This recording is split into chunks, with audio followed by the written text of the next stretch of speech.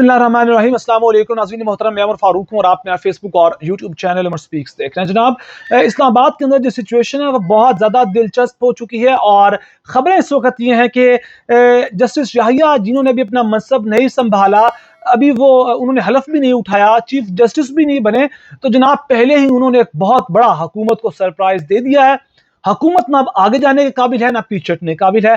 नाम फाइनलाइज हो गया, नॉमिनेशन होगी, मीडिया पे खबर चल गई, तो अब करें तो क्या करें। अब असल में हुआ क्या है और उसके बाद अब होने क्या वाला है, उसके नतीजे में यही असल खबर है। लेकिन उससे पहले आपको एक छोटी सी कहानी सुनाऊंगा कि अक्सर औकात ऐसा होता है कि हमें जो नजर आ रहा होता है ना वो असल में हकीकत नहीं होती और हम समझते हैं कि जनाब हम अपने प्लान में कामयाब हो चुके हैं, अगला बंदा बेवकूफ है। लेकिन इसके बरकस अगले बंदे को अगर कहीं भनक पड़ जाए आपके प्लान की और वो काउंटर प्लान तैयार करके आपको फंसाए, तो फिर आपके साथ हो गया ना प्रैंक। इस हुकूमत के साथ भी ऐसा ही प्रैंक हुआ है। तो जनाब, अगर आपने मेरे चैनल को अभी तक सब्सक्राइब नहीं किया तो रिक्वेस्ट है कि प्लीज़ चैनल को सब्सक्राइब कर लीजिए, बेल आइकन पे क्लिक करें ताकि आपको बर वक्त मेरी वीडियोस मिलती रहें। और जनाब, यहाँ सबसे पहले खबर लें कि जस्टिस याहिया जो है वो चीफ जस्टिस बनने जा रहे हैं। इनकार कोई नहीं कर रहे, क्योंकि कहा जा रहा था कि जनाब वो इनकार कर देंगे, वो इस दलदल में, इस गंदगी में नहीं जाएंगे। 8 साल की मुद्दत मुलाजमत है, तो वो 3 साल तक चीफ जस्टिस बन के घर क्यों जाएंगे। ऐसा कुछ भी नहीं होने जा रहा, उन्होंने यस कह दिया है। दूसरी खबर, जनाब जस्टिस मुनीब और जस्टिस मंसूर वो कोई किसी किस्म का इस्तीफा नहीं देने जा रहे, क्योंकि खबरें यह भी थी कि जनाब ये इस्तीफा दे देंगे और फिर रास्ता खुल जाएगा जस्टिस अमीनुद्दीन खान का, और उनको कॉन्स्टिट्यूशनल बेंच का भी जनाब वो बना दिया जाएगा जज, जो सीजे के यानी कि चीफ जस्टिस के बराबर होगा। अब जनाब खबर यह है कि जो कोर्ट रिपोर्टर चीज को रिपोर्ट कर रहे हैं वो ये कि कल 3 से 4 बजे के दरमियान नाम फाइनलाइज हो चुका था और ये जो एक इजलास हुआ था खसूसी पार्लिमानी कमेटी का कि जनाब हम नॉमिनेट कर रहे हैं, नाम फाइनलाइज कर रहे हैं, तो फिर वो मुलतवी हो गया। फिर कहा गया कि जनाब ये पाकिस्तान तहरीक इंसाफ के लोगों को मनाने जा रहे हैं कि भाई साहब आप भी आए, मिल बैठ के हम चीज़ों को डिसाइड करते हैं। ऐसा कुछ भी नहीं था, नाम फाइनलाइज था, ये सब दिखावा था जो कुछ हो रहा था। फिर उसके बाद जनाब जो नॉमिनेशन हुई है जस्टिस याहिया की, उससे पहले 2 जो जज साहिबान थे, जिनमें जनाब एक तो थे जस्टिस शाहिद वहीद और उसके बाद जस्टिस जनाब एक और थे अजहर रिजवी, ये भी जनाब मिले हैं जस्टिस याहिया से।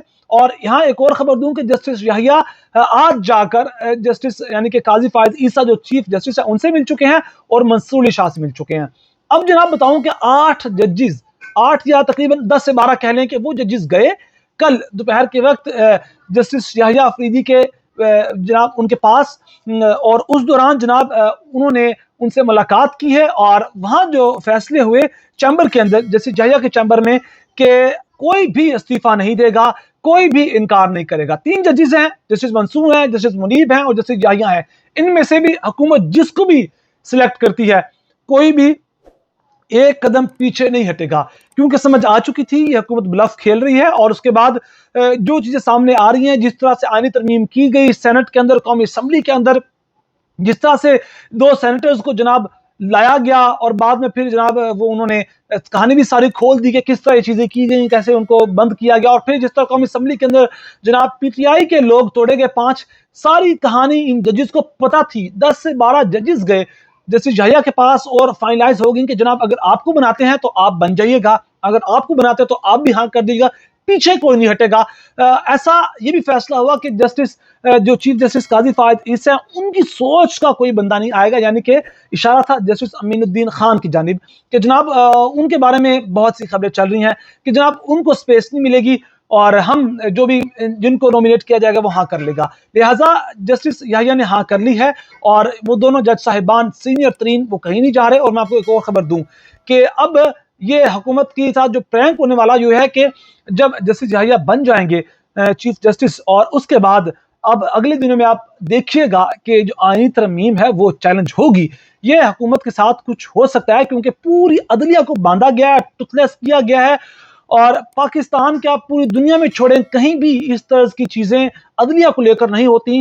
जज साहिबान के चीफ जस्टिस के हाथ नहीं बांधे जाते, ये हाई कोर्ट के और सुप्रीम कोर्ट के आला अदलिया के जजेस को सियासी लोग तय नहीं करते, ना ही उनकी जो कारकर्दगी है उनको रैंक करते हैं जनाब ये सियासी लोग। जिस तरह के पाकिस्तान में ये पूरा एक खेल खेला गया आईनी तरमीम को लेकर, क्योंकि ये गुस्सा था वो 6 जज साहिबान का जिन्होंने खत लिखा था और ख़त में जो उन्होंने इल्ज़ामात लगाए गए थे वो बाद में वो कहानी कहाँ गई, मामले क्या बना, कुछ पता ही नहीं चला वाला, वरना बहुत संगीन इल्ज़ामात लगाए गए थे। तो लिहाजा इनको सब कहानी पता है और ये फैसले हो चुके थे।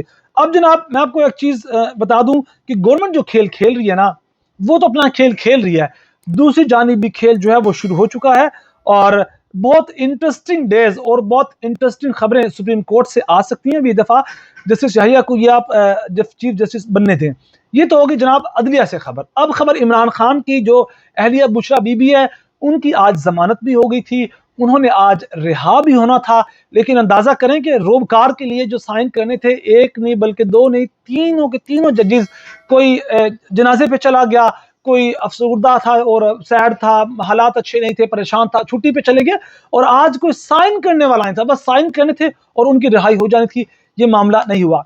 इस पर जनाब जो उमर अयूब साहब हैं, उन्होंने चंद बातें की हैं और वो उन्होंने कहा कि जनाब ये सारी गेम चल रही है और इस गेम को हम समझ चुके हैं।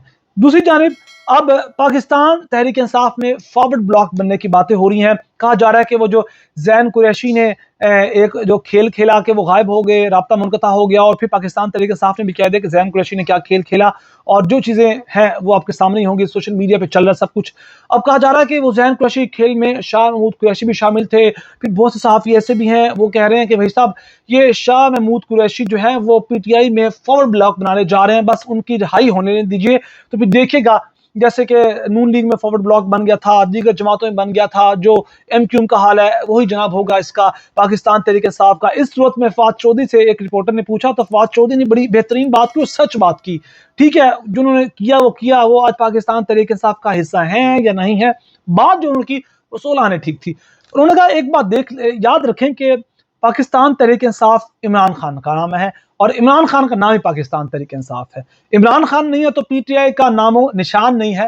लिहाजा ये फॉरवर्ड ब्लॉक बनाना चाहते हो तो बनाए। इससे पहले कितने पावरफुल लोग, जिन्हें इमरान खान का ATM कहा जाता था, अब्दुल अलीम खान, और फिर वो जनाब जहांगीर तरीन, ये फवाद चौधरी खुद हो गए, और फिर उसके बाद इमरान इस्माइल और वो जैदी साहब, पता नहीं कितने हजारों नाम है जो छोड़ गए।